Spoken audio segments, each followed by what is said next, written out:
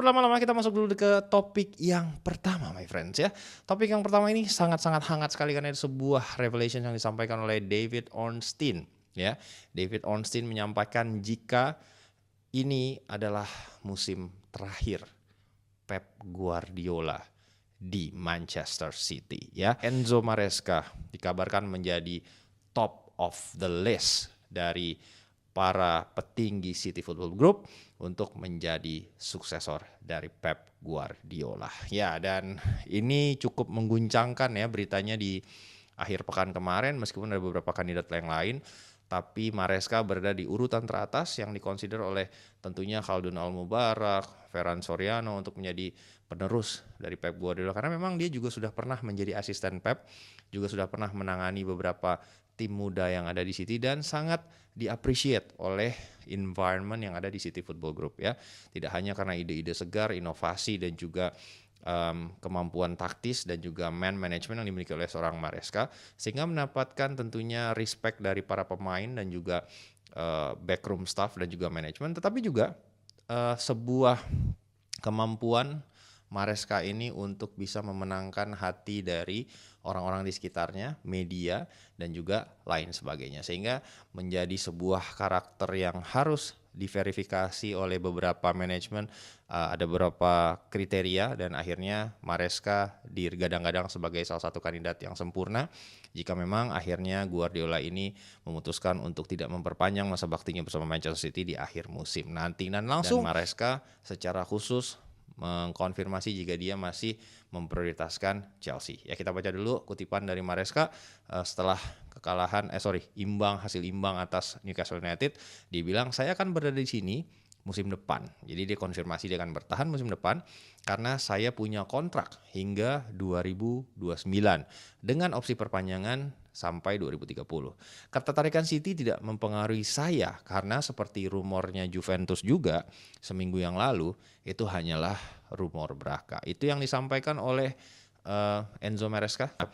Sekarang kita kaitannya dengan hasil imbang yang dipetik oleh Chelsea kontra Newcastle United. Memang penampilan Chelsea di babak pertama sangat-sangat buruk, ketinggalan 2-0, namun mampu comeback di babak kedua dan mengimbangi skor menjadi 2-2. Ada beberapa hal yang mau kita petik dari hasil ini. Yang pertama, apapun yang dikatakan oleh Maresca saat turun minum, apapun team talk yang disampaikan oleh Maresca, itu definitely works. Dan apapun yang dia sampaikan, penampilan Chelsea itu berubah secara signifikan di babak kedua dan mampu merubah jalannya pertandingan ya. Karakter proven dari seorang Enzo Maresca dan pergantian pemain yang dia pilih pun itu tepat sasaran dengan menarik Malo Gusto, masukkan Enzo Fernandez, sehingga membuat tentunya lini tengah Chelsea ini menang dari sisi fisikal dan mampu mengimbangi permainan fisik yang diterapkan oleh Newcastle sepanjang babak pertama, dan akhirnya skor mampu menjadi imbang di babak kedua meskipun juga ada beberapa peluang dari Newcastle, namun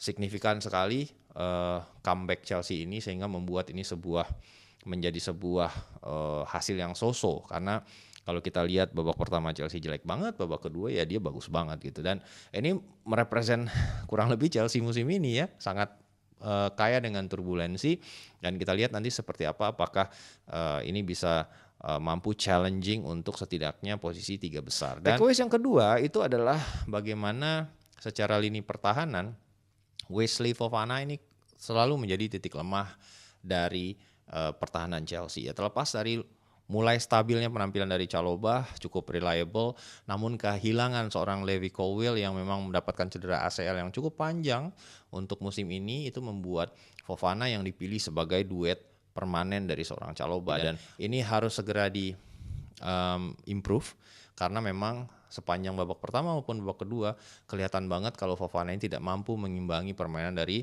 Woltemade ya. Kita lihat dulu statistik dari penampilan antara Chelsea kontra Newcastle. Dengan unggul penguasaan bola cukup oke dan juga dengan jumlah total shots yang lebih banyak, namun yang menarik adalah shots on targetnya lebih sedikit. Itu sekaligus menggambarkan seperti apa buruknya penampilan Chelsea di babak pertama untuk kemudian improve di babak kedua ya.